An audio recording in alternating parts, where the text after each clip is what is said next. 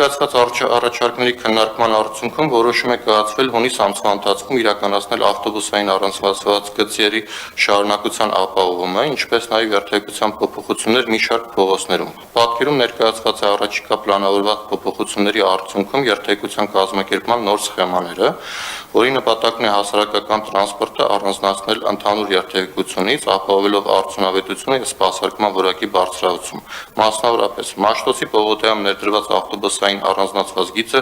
կապահովի շարունակություն դեպի Խորենացի փողոց և հնարավորություն տալով ավտոբուսին ձախ շրջադարձ կատարել դեպի Խորենացի փողոց։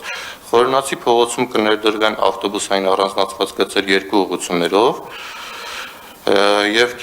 կկիրառվի կայանման արգելք։ Իտալիայի Բեյրութի և Արգիշտի փողոցներում ավտոբուսային առանձնացված գիծը կշարունակվի մինչև հաղթանակ կամուրջ։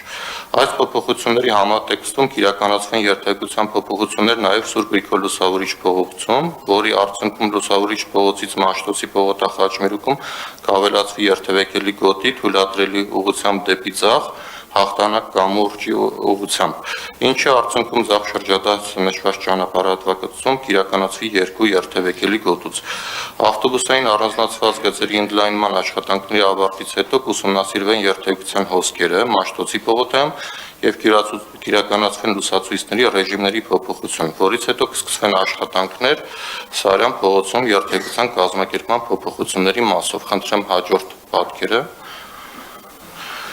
Նախատեսվում է իրականացնել երթևեկության փոփոխություն Սարյան և Մոսկովյան փողոցներում, որի արդյունքում երթևեկությունը Սարյան փողոցում և Մոսկովյան փողոցի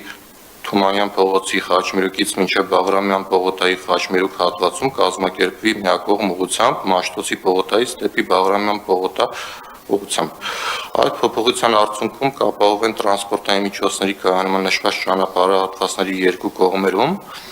Այս փոփոխությունը կնպաստի Սարյան փողոցում խցանումների նվազմանը և երթևեկության միջին արագության ավելացմանը։ Պարոն քաղաքապետ, երթևեկության նշված փոփոխությունների նպատակն, ինչպես նշեցի, հասարակական տրանսպորտին առավելության տրամադրումն է երթևեկության այլ մասնակիցների նկատմամբ, որը պետք է նպաստի հասարակական տրանսպորտի որակի բարելավմանը և սահմանված գրաֆիկով սպասարկման ապահովմանը։